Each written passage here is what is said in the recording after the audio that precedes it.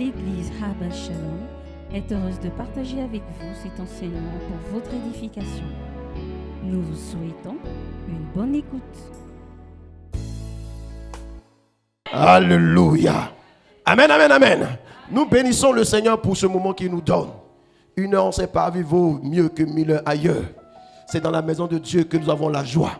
C'est dans la maison de Dieu que nous avons la paix. Et je viens encore bénir le Seigneur pour l'opportunité que me donne son serviteur, le pasteur Soro, et tout son conseil de pouvoir animer ce séminaire. Que le Seigneur vous bénisse. Alléluia. Nous travaillons tous pour l'avancement du royaume de Dieu. Alléluia. Est-ce que tu peux dire Amen? Est-ce qu'on peut acclamer le Seigneur pour le pasteur Soro et tout son conseil? Alléluia. Depuis 2 jours, Dieu est en train de nous faire du bien. Sur le thème, la main de Dieu. Dis avec moi, la main de Dieu. Alléluia. Nous avons commencé à définir ce que c'est la main. Nous avons commencé à parler des symboles de la main de Dieu. Alléluia. Et nous avons compris depuis le premier jour que la main de Dieu nous introduit dans la maison de Dieu. La main de Dieu doit t'introduire dans sa maison. Alléluia. La main de Dieu doit t'introduire à pouvoir naître de nouveau. La main de Dieu doit t'amener à pouvoir connaître le Seigneur et à le reconnaître, à pouvoir connaître Jésus et à pouvoir l'accepter comme sauveur et comme Seigneur. C'est pour cette raison que depuis que tu étais dans le monde, Dieu t'a préservé de beaucoup de dangers parce que Dieu voulait t'amener dans sa maison. Et tout cela, c'est à cause de sa main. Alléluia. Les gens ont voulu te tuer, mais Dieu t'a préservé de la mort. Dieu t'a préservé des accidents. Dieu t'a préservé des maladies. Certaines maladies qui ont fait tomber certaines personnes. Toi, tu as eu ces maladies, mais tu es sorti de cette situation. Tout simplement parce que la main de Dieu était sur ta vie. Est-ce que tu peux dire Amen très bien pour le Seigneur? Et cette main t'a conduit dans la maison de Dieu. Un jour, tu as entendu une personne te parler de Dieu. Et tu as reconnu que sans Dieu, ta vie n'a pas de sens. Ta vie n'a pas d'importance. Et tu as donné ta vie au Seigneur. Tu as dit, Seigneur, à partir d'aujourd'hui, je remets ma vie en tes mains. J'abandonne ma vie en tes mains. Désormais, c'est toi maintenant qui me guidera, qui me conduira. Je suis né pour te servir. Alléluia. Tu as fait cette prière. Tu es né de nouveau. Tu es dans cette église. Alléluia. Mais quand Dieu t'envoie dans sa maison, c'est pour un but. C'est pour une raison. Alléluia. En réalité, tout enfant de Dieu doit pouvoir faire quelque chose dans la maison du Seigneur. On ne doit pas trouver des chrétiens qui viennent pendant les cultes de semaine, du dimanche, et qui retournent à la maison sans pour autant servir Dieu. C'est un péché. Les gens pensent que le péché, c'est seulement commettre l'adultère, la fornication, l'ivrognerie, toutes ces choses. Non, bien-aimé. Celui qui fait ces choses, c'est qu'il ne connaît pas Dieu. Alléluia. En réalité, le péché, c'est rater le but. Amen. C'est rater le but. Alléluia. Péché veut dire amasia. Et amasia veut dire rater le but. C'est-à-dire que si Dieu t'a créé pour un but et que tu n'atteins pas le but, tu es dans le péché. Si Dieu t'envoie aller annoncer l'évangile à quelqu'un et que tu ne le fais pas, c'est le péché. Parce que tu as désobéi à Dieu. Est-ce que quelqu'un peut dire Amen très bien? Amen. Est-ce que quelqu'un peut dire Amen vitaminé? Amen. Un Amen concentré? Amen. Un Amen serré? Amen. Un Amen chocolaté? Amen. Voilà, on a tous les Amen ici. Alléluia. Amen, amen, amen, amen, amen. Donc Dieu t'a conduit dans sa maison. Parce que tu as une destinée. Parce qu'il y a quelque chose que tu dois faire. C'est ce que Dieu a fait avec David. David était appelé à la royauté. Et sur le chemin de la royauté, David a expérimenté la main de Dieu. Parce que le but de Dieu, c'est que David devait être roi d'Israël. Alléluia. Peut-être que tu ne seras pas président du Gabon. Alléluia. Mais le fait de servir Dieu, alléluia, c'est le plus grand poste du monde. Alléluia. Amen, amen, amen, amen, amen, amen, amen. Donc Dieu t'a conduit ici et la main de Dieu sera avec toi pour que tu sois efficace dans le service dans le Seigneur. Alléluia. Est-ce que quelqu'un peut dire Amen très bien? Est-ce que quelqu'un peut dire Amen très bien? Et David a expérimenté cela. Face à Goliath, David a vu la main de Dieu. Parce qu'il était dans le plan de Dieu. Écoutez, la main de Dieu est plus forte dans nos vies lorsque nous sommes dans le plan de Dieu. Lorsque nous sommes dans la volonté de Dieu, nous verrons cette main agir plus fortement dans nos vies. Tu ne peux pas aller chercher le mari d'autrui et tu veux que la main de Dieu puisse intervenir. Frère, sœur, tu vas jeûner. Tu auras la forme comme le pasteur et tu n'auras pas de résultat. Alléluia. Parce que tu n'es pas dans le plan, tu n'es pas dans la volonté de Dieu. Et dans ce cas, tu ne peux pas voir la main de Dieu. Est-ce que quelqu'un peut dire Amen? Très bien. Amen. Mais ce soir, nous verrons comment attirer la main de Dieu ou activer la main de Dieu dans notre vie. Parfois, étant enfant de Dieu, nous avons l'impression que Dieu est très loin de nous. Nous avons l'impression que Dieu n'est pas là. Parfois, nous prions, nous jeûnons, nous faisons, nous posons des actes, mais on a l'impression que Dieu est absent. Alléluia. Alléluia. Qui veut que la main de Dieu soit permanente sur sa vie? Elle sera permanente sur ta vie. Je dis, elle sera permanente sur ta vie. Je suis en train de prophétiser ça, je suis en train de déclarer, je dis, elle sera permanente sur ta vie.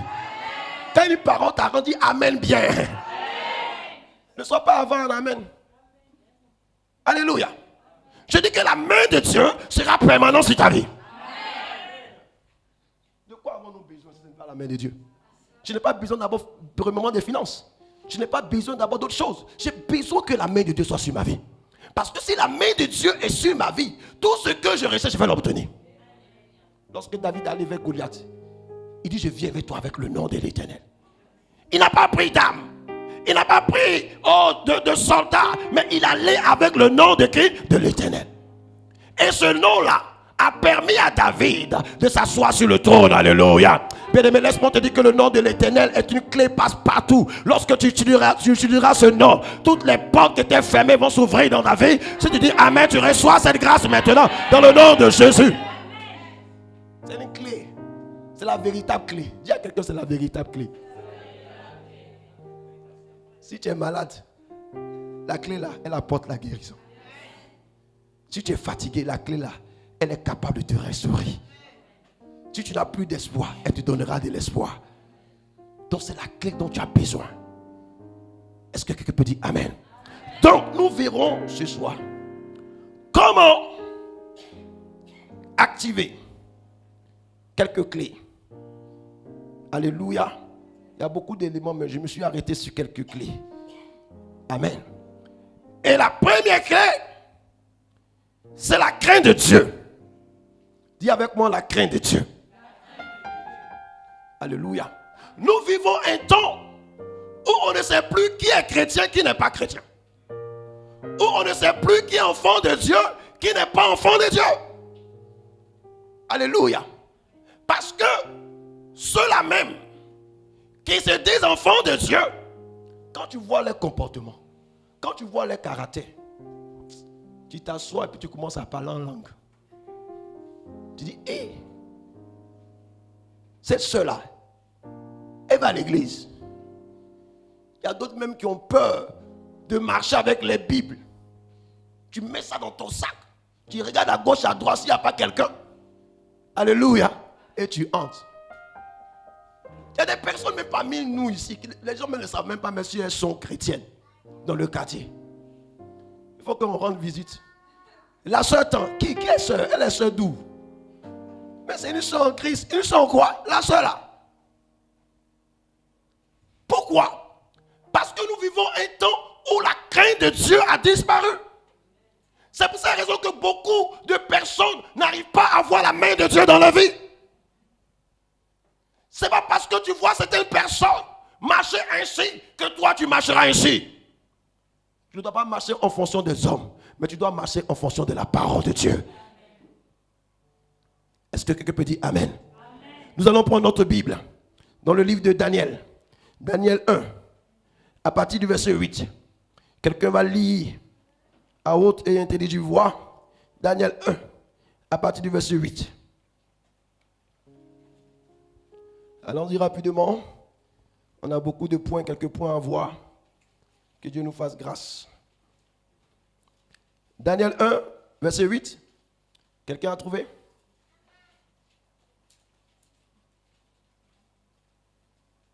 Ah, vous cherchez longtemps, hein? Ah, ça. Ah, heureusement, ma fille, est-ce qu'on peut acclamer le Seigneur? Ouais. Alléluia, oui. Daniel 1, verset 8. Daniel fait quoi? Pris la ferme décision de ne pas se souiller en conservant les plats servis à la place du roi et le vin de ses banquets. Ah yes. La Bible dit Daniel arrêta dans son cœur. C'est-à-dire que le fait de vivre une vie de sainteté, d'avoir la crainte de Dieu, c'est une question de décision. C'est une question de quoi? De décision.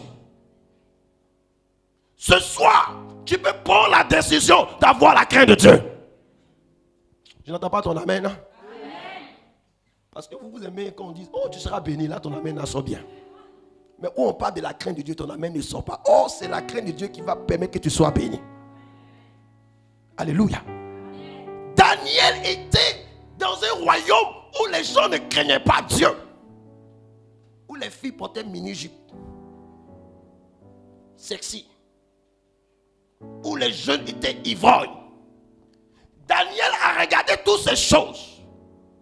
Mais Daniel a compris qu'il est différent de ces personnes. Et la Bible dit, je ne ferai pas comme eux. S'ils ont décidé de vivre la débauche, moi je ne ferai pas comme eux. La Bible dit que Daniel a résolu dans son cœur. Je prie que tu prennes la décision ferme de ne pas te compromettre dans le nom de Jésus-Christ. Il a résolu. Il était jeune. Il a pris la décision. Toi tu dis que tu es jeune. Je veux vivre ma jeunesse. Quelle jeunesse tu veux vivre? La jeunesse qu'on vit, c'est dans le Seigneur Jésus. Parce que c'est lui qui donne la vie et la vie en abondance. En dehors de lui, il n'y a pas de vie.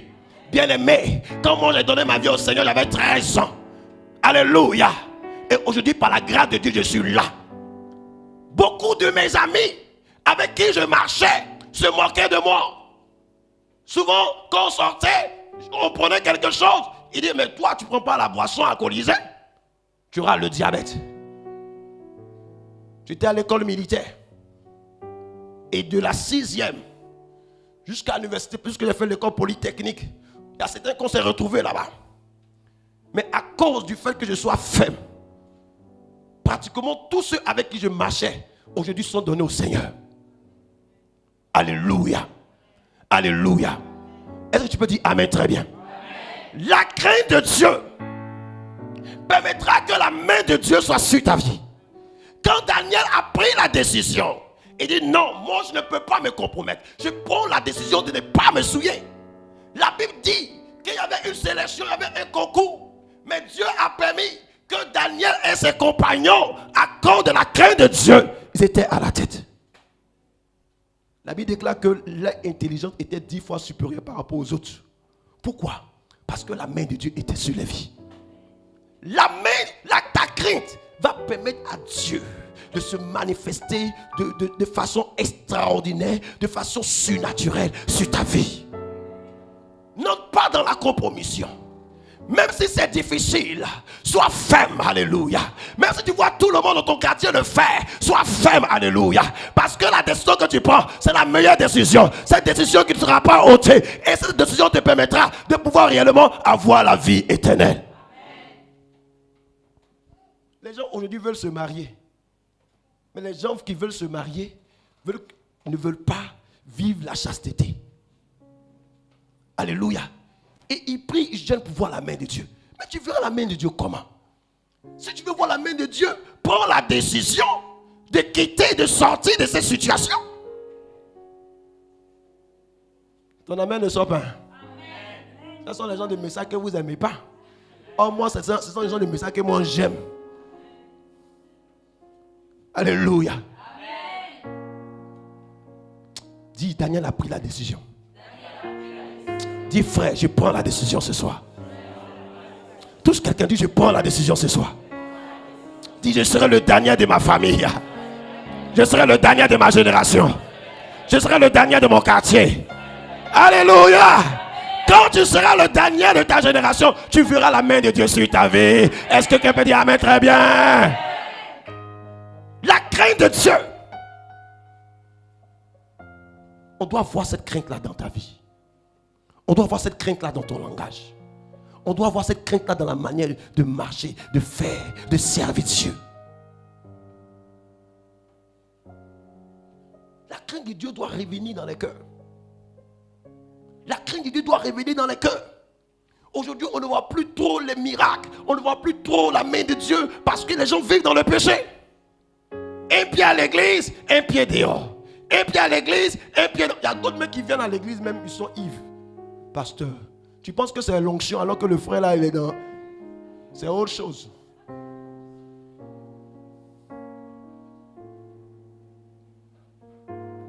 C'est pour cette raison qu'on va de délivrance en délivrance. Mais en réalité, si tu as la crainte de Dieu, tu n'es plus sur un joug étranger. Tu n'es plus sur un joug étranger. On ne fait que prier, prier. Les gens ne font que changer les églises alors qu'ils ne veulent pas ranger les vies. Range ta vie. Si Dieu t'a conduit en ce lieu, reste dans ce lieu-là. Parce que le Dieu là, ce même Dieu-là, il va agir dans ta vie. Tu n'as pas besoin de connaître tous les pasteurs d'Okala, d'Akanda pour que ta vie change. Parce que c'est ce même Dieu-là que tu vas aller le retrouver là-bas. Mais toi, tu as besoin de changer. Toi, tu as besoin de changer. Je dis, tu as besoin de changer.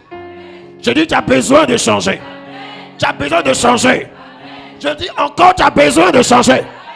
Et tu dois changer dans le nom de Jésus-Christ. C'est une question de décision. Dieu dit, voici la vie, voici la mort. Choisis. Dieu ne nous force pas. Il nous laisse le libre arbitre. Il nous laisse le choix. Prends la décision. Si tu as un problème qui te dérange, prends la décision. Ne cache pas ton péché. Viens voir ton pasteur. Dis, ah papa Soro, regarde, voici ce que je vis. Voilà tel problème que j'ai. N'aie pas peur. Parce que les péchés que vous transgressez là, sont ces péchés-là qui vous détruisent. Alléluia. Je prie que tu sois le Daniel. Je dis, je prie que tu sois le Daniel de ta famille. Je prie que tu sois le Daniel de ton quartier. Alléluia. Quand vous regardez la vie de Daniel, vous voyez que Dieu l'a élevé. Il y a eu des présidents qui sont montés, des rois qui sont montés, qui sont descendus. Daniel était là pratiquement sur 3-4 royaumes. Mais Daniel était toujours positionné parce que sa crainte n'a pas varié. Alléluia. Il était chrétien quand il était jeune, mais quand il a vieilli également, il était aussi enfant de Dieu.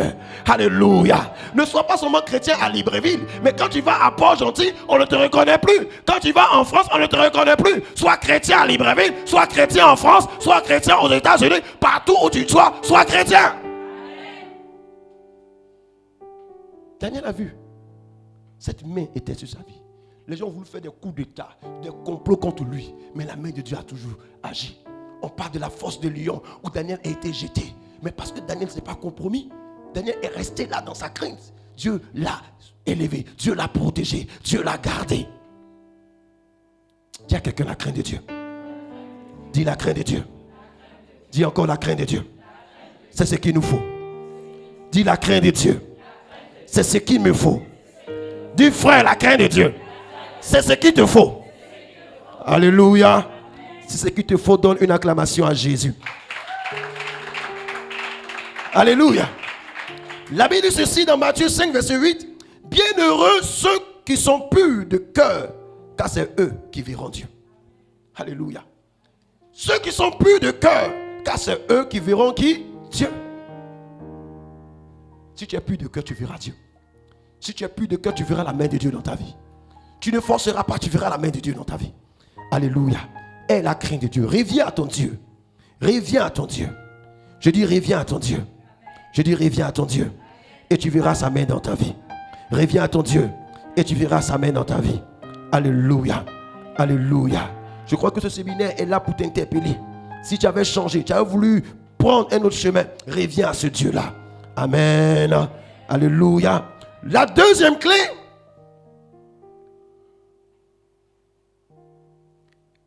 c'est le don sacrificiel. Alléluia. C'est le don sacrificiel. Nous allons prendre notre Bible. Dans Genèse 22, versets 15 à 18. Genèse 22, versets 15 à 18. Je lis la parole du Seigneur. Genèse 22, versets 15 à 18. La Bible nous dit ceci. Du ciel, l'ange du Seigneur appelle Abraham une deuxième fois et lui dit, voici ce que le Seigneur déclare. Parce que tu as fait cela, parce que tu as accepté de me donner ton seul fils, aussi vrai que je suis Dieu, je vais faire ce serment. Je te bénirai. Tes enfants et les enfants de leurs enfants, je les rendrai aussi nombreux que les étoiles du ciel et les grains de sable au bord de la mer. Ils prendront les villes de leurs ennemis. Par eux, je bénirai tous les peuples de la terre parce que tu m'as obéi. Alléluia. Beaucoup d'enfants de Dieu aiment prendre l'exemple d'Abraham, mais ils oublient qu'Abraham était un homme qui s'est beaucoup sacrifié, qui a sacrifié de sa vie. Il était prêt à tout donner pour Dieu. C'est un homme qui avait une vie de consécration totale. Il ne négociait pas avec les choses qui concernent Dieu. Il était prêt à donner son fils. Il était prêt à donner tout ce qu'il avait pour Dieu. Alléluia. Beaucoup d'enfants de Dieu refusent de se consacrer. Quand on parle du don sacrificiel, le plus souvent les gens pensent à l'argent. Non, c'est d'abord toi. Tu dois être ce don-là. Alléluia. On doit voir cette vie de consécration totale, entière au Seigneur. Nous refusons de nous consacrer. On vient à l'église quand on a des problèmes. On vient à l'église pour se marier. On vient à l'église pour chercher le travail. On vient à l'église quand on a des problèmes de santé. Mais on ne vient pas à l'église pour servir Dieu. Est-ce que vous comprenez? Tu es prêt. Tu sais que ce que Dieu peut te donner là, tu aimes ça. Tu aimes ce que Dieu peut te donner. Tu viens à l'église, Seigneur, je veux me marier. Ce sont les prières maintenant des chrétiens. Seigneur, je veux me marier. Je veux me marier. Donc vous pensez que la dernière des bénédictions, c'est le mariage. Après ça, là, tu vas au ciel directement. Non, frère. C'est pas ça. Nous, on est pasteurs, on reçoit même des mariés. Il y a d'autres mecs qui veulent sortir. On dit non, il faut rester dedans. Est-ce que vous comprenez? Il y a d'autres qui veulent sortir. On dit non, frère, soeur, il faut rester dedans. Cette histoire-là ne sort pas comme ça.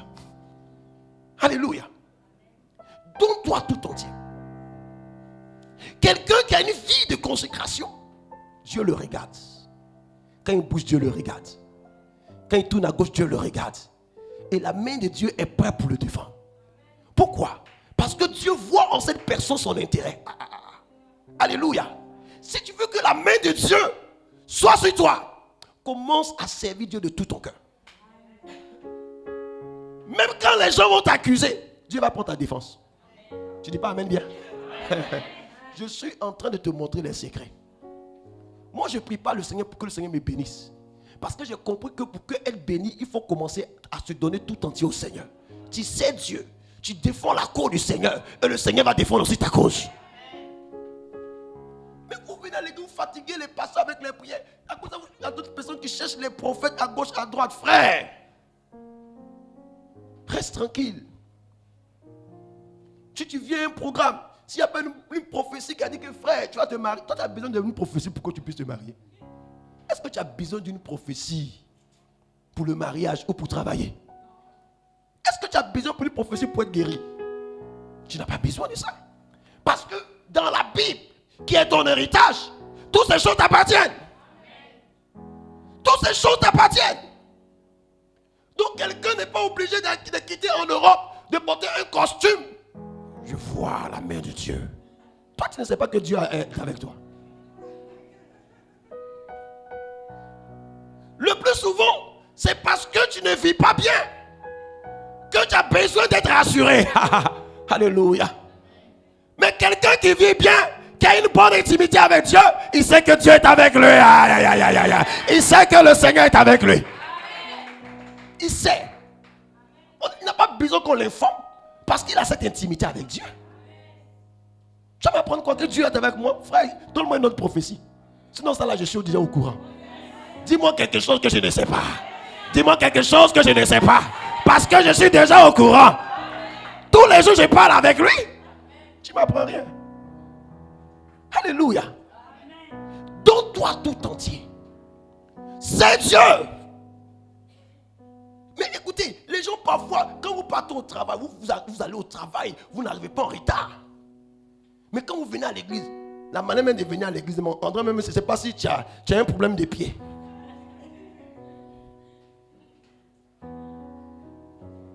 C'est-à-dire que l'esprit de retard plus est sur la vie des enfants de Dieu. Et ces petites choses-là, vous négligez. Moi, je suis pasteur. Mais je suis toujours pratiquement l'un des premiers à arriver à l'église. Mes enfants sont là. Ils peuvent témoigner oui ou non. Parce que je me suis donné une certaine discipline. Certaines personnes peuvent venir, non. Ils attendent que tout soit là, puis ils viennent. Non, moi, il faut que je sois là. Il faut que je voie si tout est en place. Mais à l'église, il y a les bishops. Il y a les fidèles bishops. Les fidèles directeurs. On doit les accueillir. Au lieu de venir acclamer le Seigneur. Quand on dit l'heure, à quelle heure le pasteur, ici, le matin? À 10h. Et puis 10h, les gens viennent encore en retard. Non, acclame Dieu pour toi-même. Non. Tu es formidable. J'acclame Dieu pour toi-même. 10h. Et dans 10h là, tu fais l'effort de venir en retard. Non. J'acclame le Seigneur pour toi. Tu es trop formidable. Change cette habitude. Change cette habitude. Parce qu'à 10h, Dieu est déjà là. Dieu est déjà là. Quand tu viens à 10h, tu commences à prier. Tu t'assois, tu commences à prier. Les petites choses que vous négligez vous détruisent. Quelle considération tu as de Dieu? Est-ce que si on te dit qu'il y a Ali va venir ici, il vient à 10h, toi tu seras là ici à 11h? C'est possible? C'est pas possible. C'est pas possible. Parce que tu n'as pas cette vie de consécration. Quelqu'un qui n'est pas consacré, il néglige tout. Mais quelqu'un qui a une vie de consécration, les détails là, il regarde. Alléluia. Quand on dit un programme, un séminaire, tu dois commencer à détecter dans le quartier qui je dois évangéliser, qui je dois inviter. Les chrétiens de maintenant n'aiment plus évangéliser. C'est-à-dire que quand tu fais un programme, tu dis, homme de Dieu, on va évangéliser. Je dis, il faut prier pour que Dieu puisse presser les pas. Les gens n'aiment pas, ils ont honte. Ils ont peur. Alors que, écoutez, vous pensez que nous sommes remplis du Saint-Esprit là. C'est pour faire riboshikata. Oh Seigneur, non, non. Je suis désolé. Je suis désolé. Vous n'avez rien compris de la venue du Saint-Esprit. Mais quand les 120 disciples ont reçu, la première des choses qu'ils ont faites, c'est de sortir. Tu dois sortir. Tu dois sortir. Dis à quelqu'un, tu dois sortir. Tu dois sortir. Je refuse que l'église là soit comme ça. Moi, je refuse. Moi, je refuse. Dis à quelqu'un, moi aussi, je refuse. Non, touche ton frère, dis, je refuse. Écoutez, on a un grand travail à faire au Kala. Ici, là, il y a tellement de choses. Mais si les églises, si nous les chrétiens, on se met ensemble, on travaille, Dieu va faire quelque chose d'extraordinaire. Les jeunes filles ne font que superposer les enfants. Elles ne font que superposer. Les jeunes garçons sont seulement dans la boisson. Et nous, on vient religieusement à l'église. Alléluia, on chante, on danse. Et on pense que la vie est belle. Non, Jésus pleure. Dieu pleure. La Bible nous dit, pour une seule personne qui se donne au Seigneur, il y a de la joie au ciel. Une seule personne. Je ne vais pas voir. Est-ce qu'on va acclamer le Seigneur? Une seule personne. Il y a de la joie où? Au ciel. Mais toi, depuis que tu es chrétien là, dis-moi, toi tu as envoyé combien de personnes au Seigneur? Un jour, j'ai posé la question à mes enfants fidèles. Ça fait combien d'années tu es dans le Seigneur? J'ai été choqué. Il y a d'autres qui me disent 20, 15, 7, 8. Il dit, hi? Vous avez tous ces nombres d'années là. Et puis le comportement que je vois là. Parce que nous, les enfants de Dieu, on refuse de grandir. Et on fatigue les pasteurs. On ne va pas mourir vite à cause de vous. Si vous êtes venus pour nous tuer, vous-même vous allez partir. Vous nous fatiguez. Tu ne peux pas comprendre que quelqu'un qui est dans le Seigneur, après 3 ans, il est incapable de prier. Il est incapable de méditer. Il est incapable de diriger. Il est incapable. C'est tout le pasteur qui va faire. Je refuse ça. Et quand on vous dit, faites. Non, parce que moi je ne connais pas. Mais il faut apprendre pour connaître. Il faut apprendre pour connaître. Il faut penser que la main de Dieu va venir comment? La main de Dieu viendra quand tu vas te consacrer à Dieu. Si tu n'as pas de responsabilité à l'église, commence à avoir une responsabilité. Et c'est Dieu à 100%. C'est Dieu à 100%. Et tu verras la main de Dieu sur ta vie. Est-ce que quelqu'un peut dire Amen très bien? Amen. Est-ce que la parole de Dieu te fait du bien? Amen. Si elle te fait du bien, acclame Jésus. Quand Dieu a vu que Abraham était prêt à tout sacrifier pour lui, il dit non, Abraham, toi tu vas voir ma main tous les jours sur ta vie. Tu seras béni, mais tes enfants aussi seront bénis. Les enfants de tes enfants aussi seront bénis. Je ferai de toi une source de bénédiction. Quand nous nous consacrons au Seigneur, la main de Dieu n'intervient pas seulement sur nous, mais cette main-là fera de nous une source de bénédiction. Et la grâce de Dieu, la main de Dieu va se répandre sur nos enfants et nos petits-enfants. Est-ce que quelqu'un peut dire Amen très bien? Donc tu ne te consacres pas seulement pour toi, mais toute ta famille va bénéficier. Comme Josué qui a dit, il dit, moi et ma maison, nous servirons l'Éternel. Est-ce que quelqu'un peut dire Amen? Amen. Est-ce que quelqu'un peut dire Amen très bien? Amen. La main de Dieu est activée aussi par la prière. Dis la prière. Dis la prière. Dis encore la prière.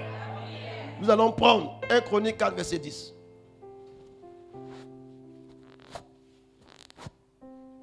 « 1 Chronique 4, verset 10. «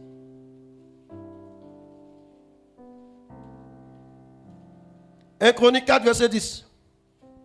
Le temps est en train de courir. 1 Chronique 4, le verset 10, qui nous dit la Bible.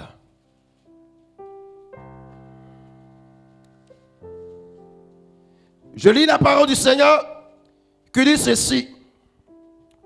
Yabet invoqua le Dieu d'Israël en disant, si tu me bénis et que tu tends mes limites, si ta main est avec moi et si tu me préserves du malheur, en sorte que je ne sois pas dans la souffrance. 3 points de suspension. Et Dieu accorda ce qu'il avait fait quoi? Demandé. Alléluia. Yabet veut dire souffrance. Yabet veut dire douleur. Voici quelqu'un, il est né dans la souffrance. Sa vie était une vie de souffrance. Sa vie était une vie de douleur. Tellement qu'il est né dans la souffrance, c'est sa maman même qui a donné le nom. Elle dit, toi là, tu m'as trop fait. Tu m'as trop fatigué. Il y a des parents comme ça, vous condamnez la vie de vos enfants. Il avait fait la délivrance de quelqu'un comme ça. Je l'ai vu, j'étais au Cameroun. C'est-à-dire que le type là, il marchait sans but.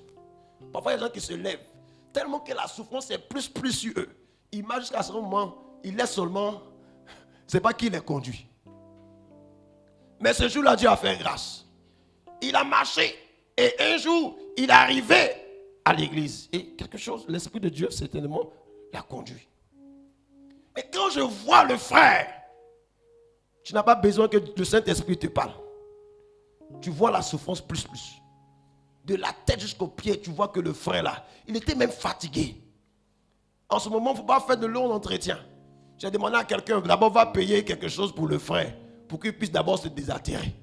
Parce que s'il tombe là, on dit que voici les églises là qui ont tué. Alléluia. Alors que le frère il a marché, il est fatigué. Alléluia.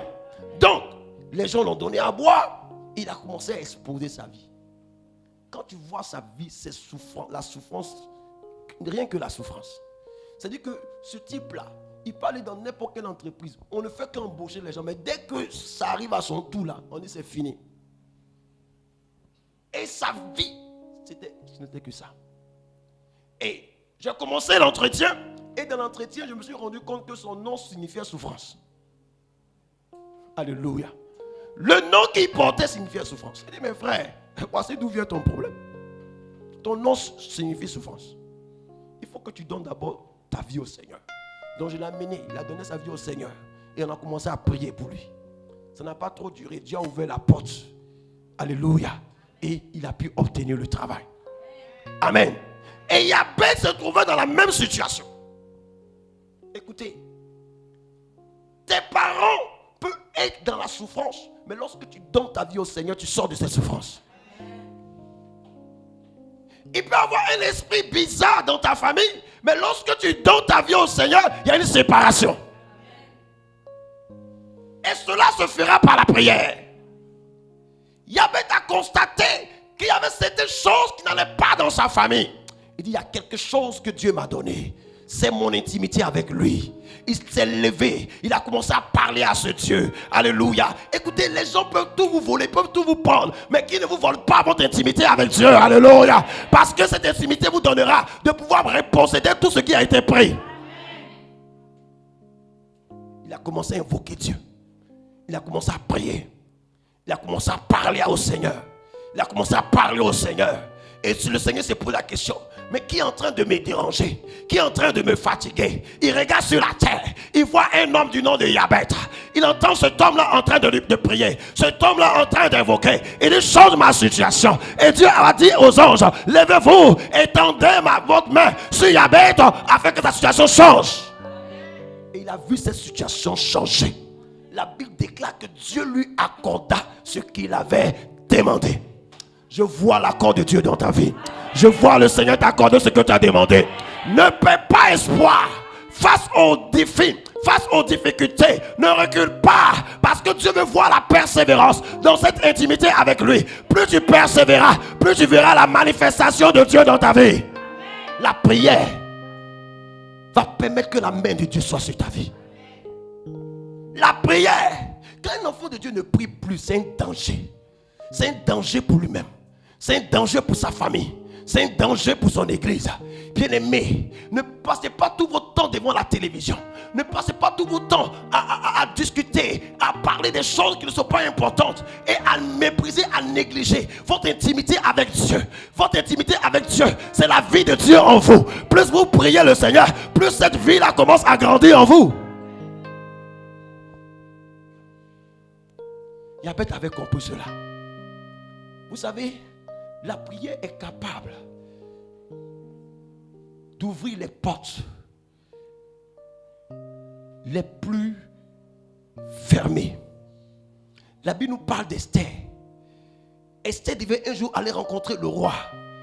Mais il y avait un décret qui disait que si tu dois rencontrer le roi, tu dois d'abord être invité par le roi. Ce décret-là, c'était un décret. Celui qui désobéit à ce décret, c'était la mort. Et Mardochée viendra dire à Esther, Esther va rencontrer le roi parce qu'il y a un autre décret qui condamne tout le peuple d'Israël. Elle dit, mais Mardochée, tu n'es pas au courant que le roi, on ne peut pas le voir tant que lui-même il ne nous invite pas. Mardochée va dire à Esther, écoute, si Dieu t'a mis aux côtés du roi là, c'est pour une raison. Écoutez, tous les postes que nous avons, c'est pour une raison. Même le travail au niveau professionnel, c'est pour une raison. Alléluia. Parce que Dieu fait tout pour un but, tout pour une raison, tout pour une cause. Et Esther a compris le pourquoi du fait qu'elle soit reine. Elle m'a dit, je sais que ce décret-là existe pendant longtemps. Mais allons-y devant Dieu. Prions. Invoquons Dieu. Invoquons Dieu. Et la Bible déclare qu'elle a pris 3 jours avec toutes ses servantes. Et c'est que tout le peuple de Dieu l'ont soutenue. Et lorsque elle a fini ce temps de jeûne, elle est entrée dans la présence du roi. Et dès que le roi l'a vue, le roi a tendu le 7. Il dit, et c'est pas le 7.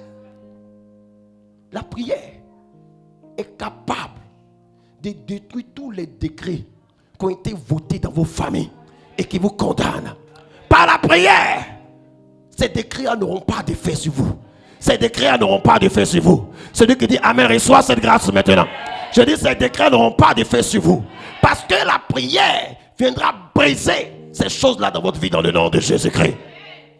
Et ce que Esther a expérimenté. Et je prie que tu l'expérimentes. Parce que ta prière attire la main de Dieu. Amène Dieu à agir. Amène Dieu à intervenir. Amène Dieu à se manifester. Quand tu pries, Dieu aussi bouge. Quand tu pries, Dieu aussi bouge. Plus tu vas bouger, plus tu verras que la main de Dieu sera manifestée dans ta vie. Bien-aimé, sois un homme et une femme de prière. Et je te laisse pour te dire, lorsque tu feras cela, tu verras constamment la main de Dieu sur ta vie. La main de Dieu sur ta famille. Celui qui dit Amen, reçois cette grâce maintenant. Celui qui dit Amen, reçois cette grâce maintenant. Si tu avais perdu ta vie de prière, aujourd'hui c'est un départ nouveau. Aujourd'hui c'est un départ nouveau. Commence à te reconnecter avec ce Dieu.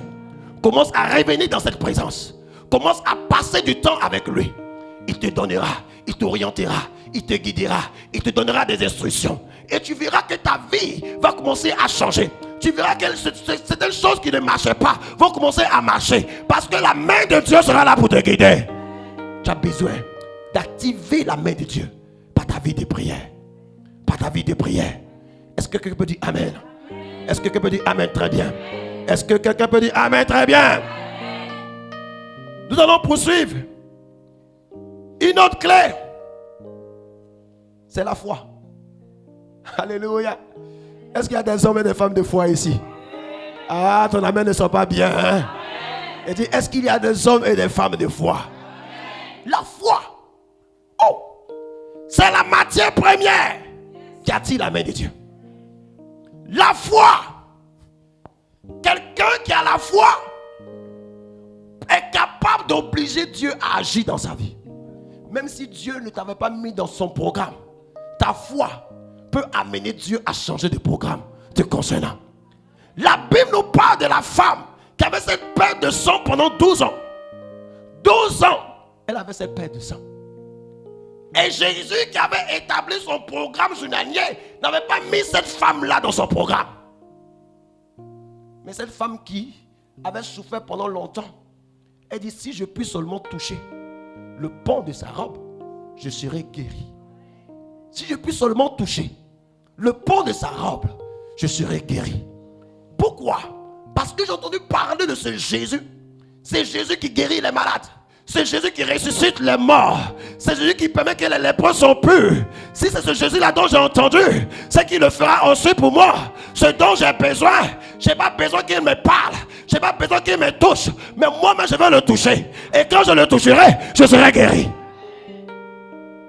Alléluia. Et la Bible dit, il y avait beaucoup de gens qui étaient autour de Jésus. Jésus. Et on voit ça dans l'église. Oh, les gens qui sont chauds là, qui parlent beaucoup de Jésus là, ils n'ont parfois, mais ils les manifestent même par la foi.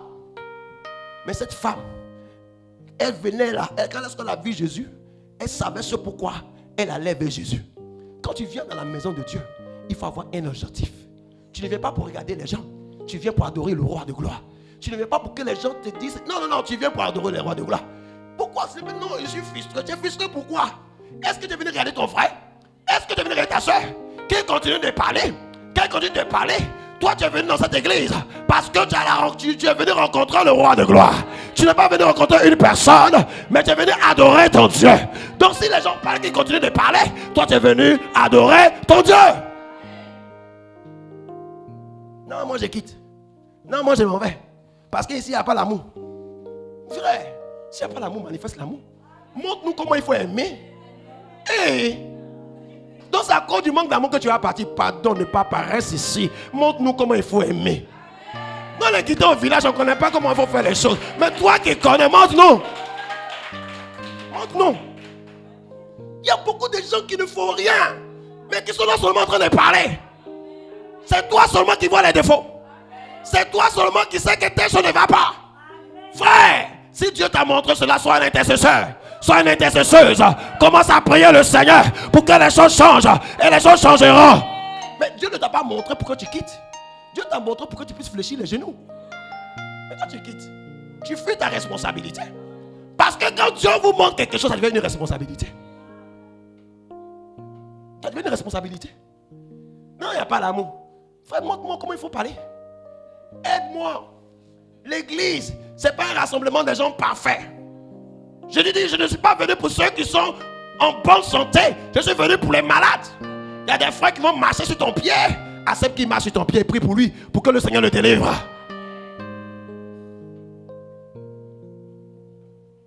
La foi.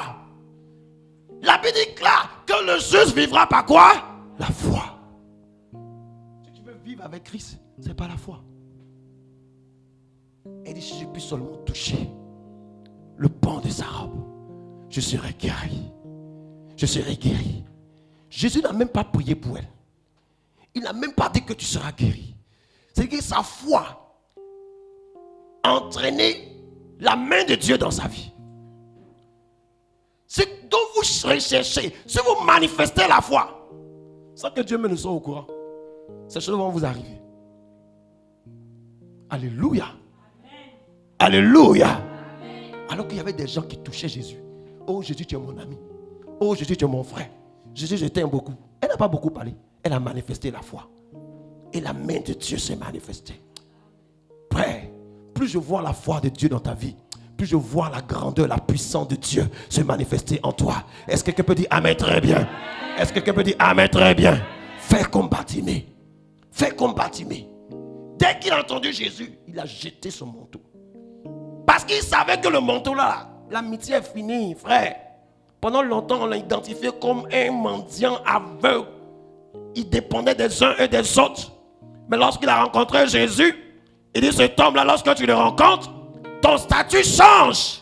Manteau, prends tes bagages et pars. Parce que je vais rencontrer celui qui est capable de changer la vie. Alléluia. Et lorsqu'il a rencontré Jésus, sa vie a changé. Ta vie changera. Je dis ta vie changera. Je parle de toi, ta vie changera. Ce soir, ta vie changera. Je parle de toi, ta vie changera. Est-ce que tu peux donner un amen bien? Un amen vitaminé? Et donne une forte acclamation à Jésus. Alléluia. Je vais terminer par ce point parce que le temps est déjà arrivé. Les enfants de mon église disent, ah, passe. Toi, tu respectes le temps, hein? Ouais, je respecte le temps. Alléluia. La dernière clé, c'est le manteau. C'est l'onction de Dieu. Alléluia. L'onction de Dieu. Dis avec moi l'onction de Dieu. L'onction, c'est le revêtement de Dieu. Ceux qui ont l'onction, ils ont la main de Dieu sur les vies. Alléluia. Quand tu as l'onction, tu as la main de Dieu sur ta vie. La Bible nous parle d'Élie et d'Élisée. Nous sommes en train de terminer. Et on laissera la main de Dieu descendre sur nous. Alléluia. Nous voulons rentrer dans nos maisons avec la main de Dieu. Qui croit qu'il rentrera ce soir avec la main du Seigneur? Avec un toucher spécial de Dieu. Alléluia. Parce que ce que Jésus a fait pour ces personnes, il le fera aussi pour nous. La Bible déclare qu'il n'a point changé. En lui, il n'y a point de variation.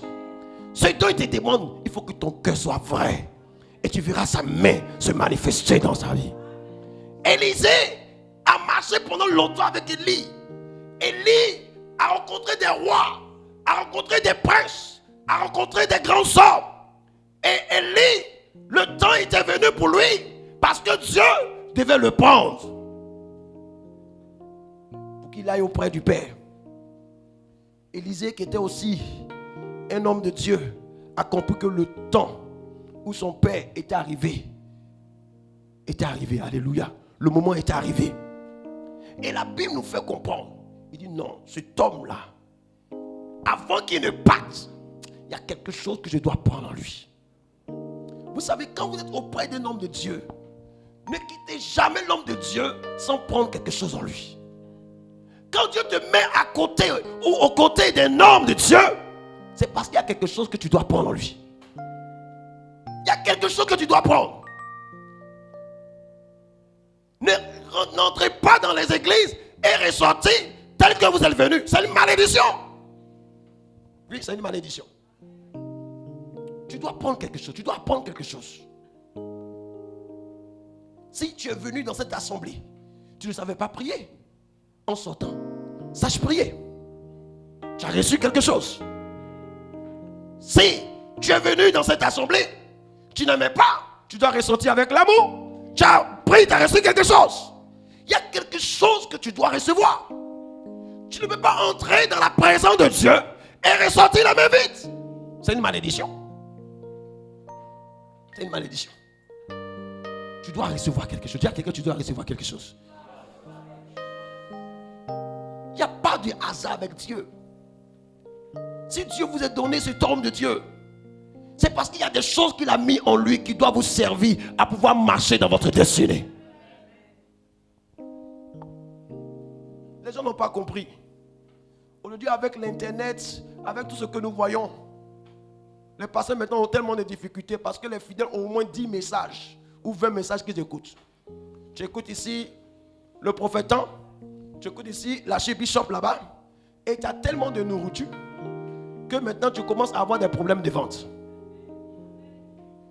C'est pour cette raison que beaucoup ont des problèmes. Parce que quand ils écoutent tel message, après il vient écouter le message de son pasteur, il dit là il y a une erreur quelque part. C'est-à-dire qu'il corrige le pasteur maintenant. Les correcteurs. Tu corriges le pasteur. Non, il devait dire comme ça parce que moi j'ai écouté dans tel message. Le pasteur tant a dit ça. Et comme le pasteur il a une foule. Tu penses que non, parce que l'onction là, on la voit, on la touche, à cause de la foule.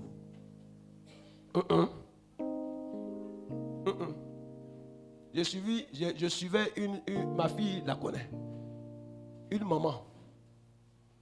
La maman là, elle avait tellement de problèmes. Et le jour où Dieu m'a envoyé vers elle, Dieu a commencé à me parler sur elle. Et j'ai compris que le problème de la maman, c'était un problème de suivi. Seulement de suivi. Il y a tellement d'hommes de Dieu qui sont entrés dans sa vie. Et quand les gens se sont dans l'enfant, quand ils viennent comme ça, puis ils voient qu'il y a villa, ils voient la voiture, il y a... Oh maman, il faut faire ça, il faut faire ça, il faut faire ça, il faut ça. Je suis arrivé et dit, maman, tu as besoin de suivi. Il y a des fidèles là. Quand ils viennent, ils savent comment, c'est eux qui doivent te montrer comment toi tu dois prier dans les vies. C'est-à-dire que ce sont les enseignants. C'est-à-dire qu'ils viennent, pasteur, non, ta prière là, non. Si tu fais une prière simple là, ils n'aiment pas ça. Tu dois faire, oh, je vois la gloire. À cause de vous, des pasteurs sont devenus des bandits. C'est à cause de vous. Parce que vous aimez tellement le mystère, vous n'aimez pas la simplicité. Quand les choses sont simples, là, Dieu n'est pas dedans. Mais Dieu est dans la simplicité. Dieu est dans la simplicité. Vous aimez tellement les mystères que maintenant il faut que vous allez maintenant brouter les zèbres pour avoir. Comment on prend le cèpe, on touche. Frère, Dieu est dans la simplicité. Il faut méditer la parole. Dieu est dans la simplicité. Dieu est un Dieu simple. Il est dans la simplicité. Est-ce que la parole de Dieu fait du bien? Et il est déjà l'heure dont on va arrêter. Vous m'accordez combien de temps? 30 minutes. Passe d'abord la permission. Je vais, ok. On acclame le Seigneur. Mes enfants l'ont dit, les gars ils ne connaissent pas le pasteur. Dieu est comment? Dans la simplicité. Aimez la parole. Dis à quelqu'un, aimez la parole. Aujourd'hui, on voit tellement des prophètes. Sœur, le voyant. Il y a un voyant qui vient. Et j'ai des compagnons de voyants. Le voyant. Le programme. Il va voir dans ma vie. Depuis qu'on voit dans ta vie, là, ta vie a changé. Depuis qu'on voit dans ta vie, là, qu'est-ce qui a changé? C'est pas le fait de voir qui change la vie.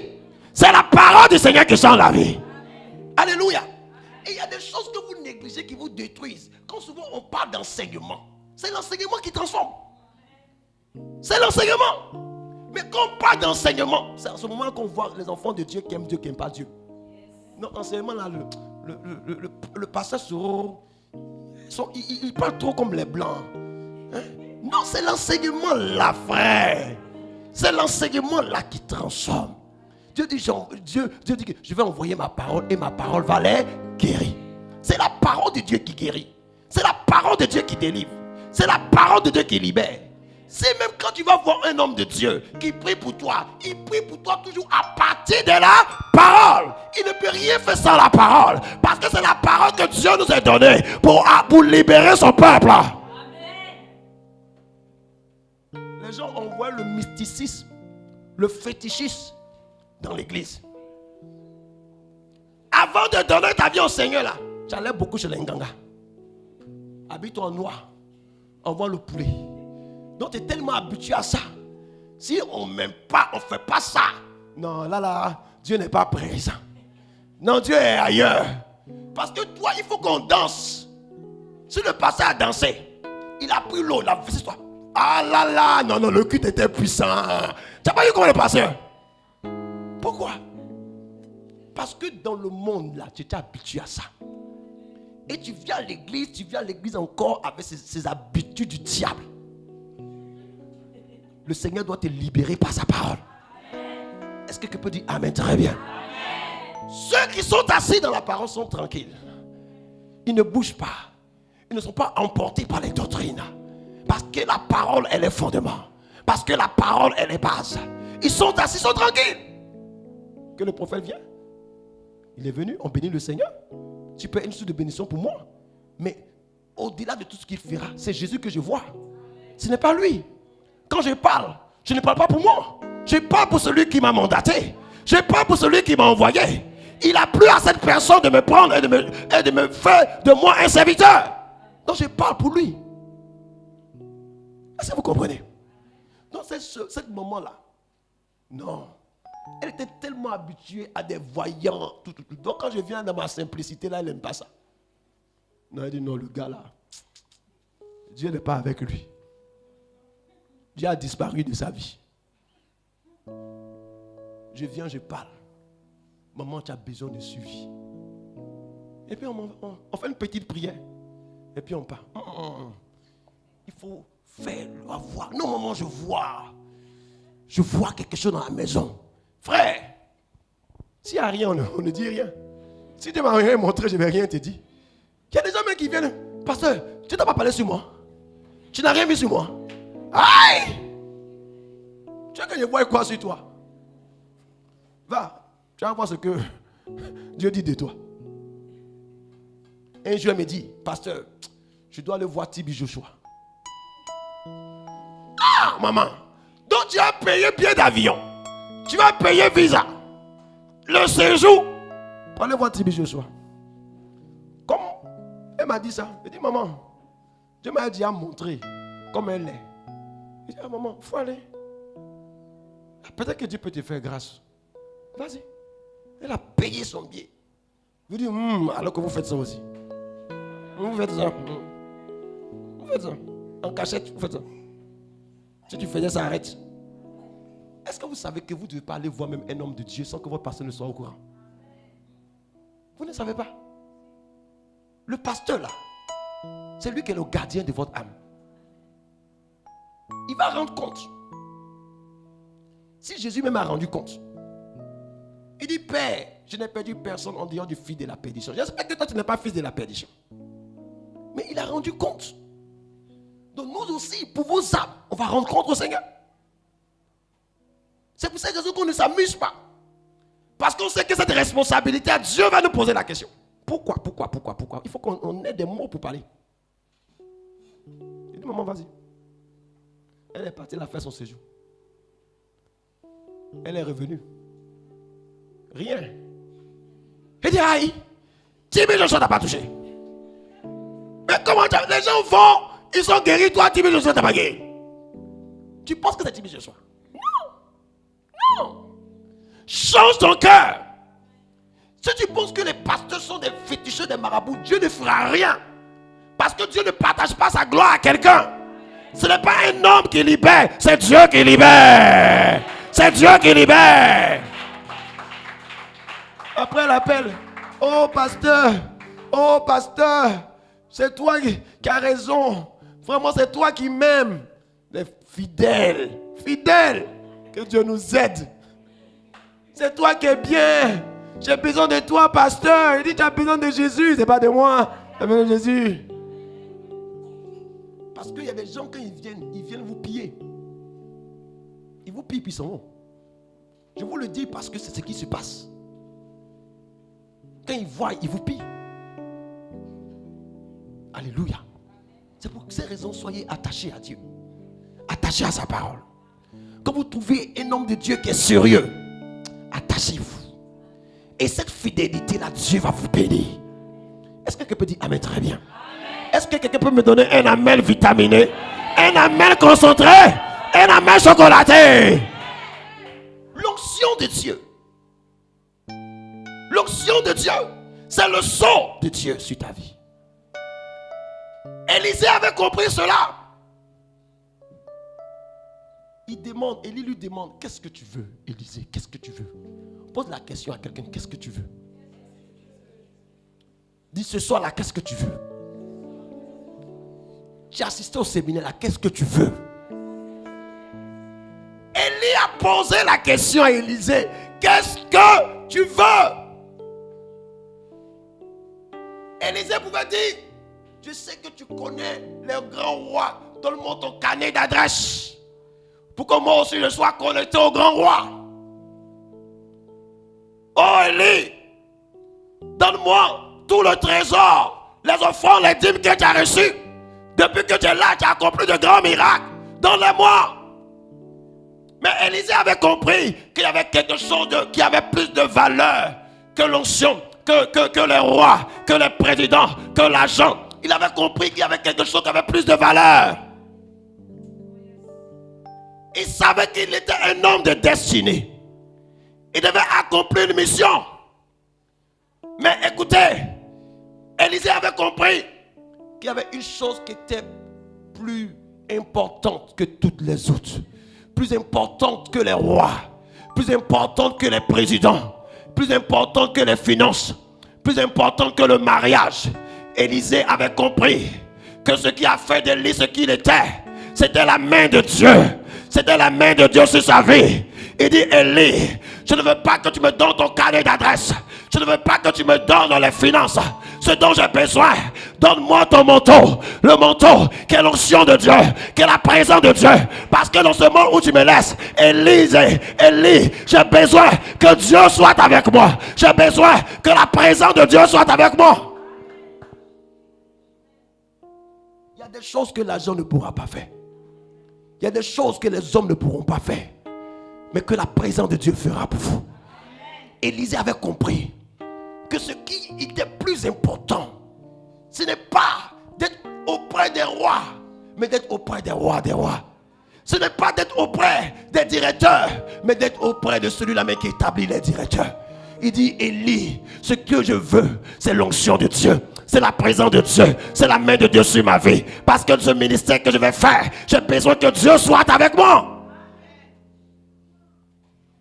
Si la main de Dieu est avec vous, vous irez de gloire en gloire.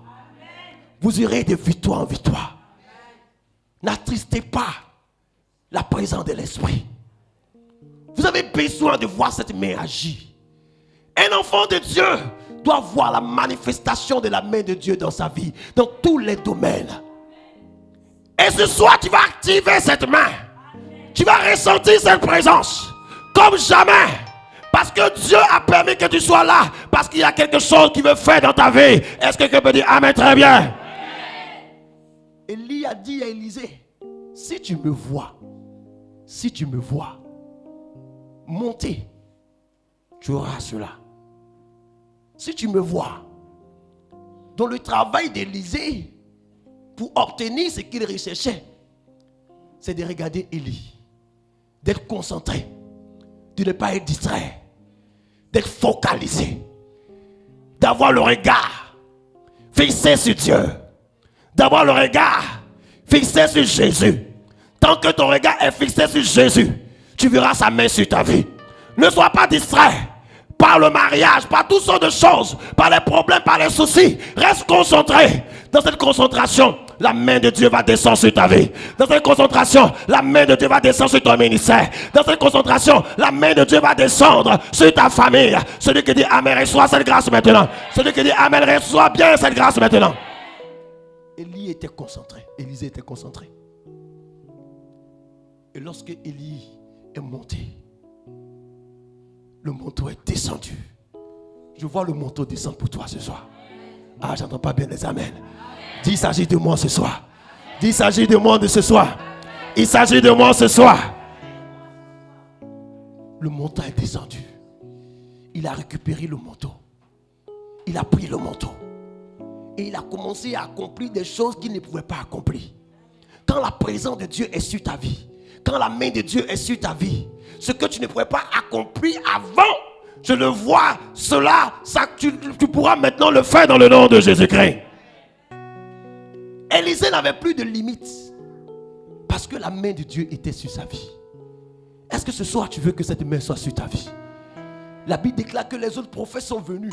Ils étaient prophètes comme lui. Mais ils ont commencé à se prosterner. Alléluia. On est tous enfants de Dieu, mais on n'a pas tous la même dimension. Alléluia. Élisée a vu. Tous les autres prophètes ont compris que la main de Dieu était sur Élisée. Tu peux être un enfant de Dieu différent. Tu peux être un chrétien différent des autres. Et cette différence, ça se fera lorsque la main de Dieu sera sur ta vie. Est-ce que quelqu'un peut dire Amen? Très bien. Si ce soir tu veux recevoir la main de Dieu, acclame le Seigneur et tiens-toi debout maintenant. Acclame le Seigneur et tiens-toi debout. Acclame très bien le Seigneur et tiens-toi debout. Nous allons prier Dieu. Alléluia. Alléluia. Est-ce que Dieu te fait du bien ce soir? Est-ce que ce soir tu veux recevoir la main de Dieu?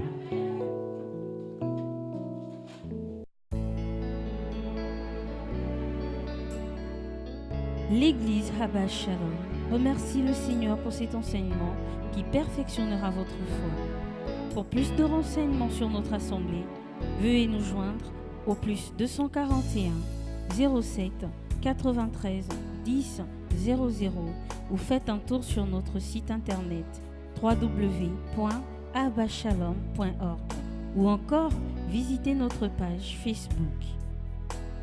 Abba Shalom, expérimentez l'amour et la paix de Dieu.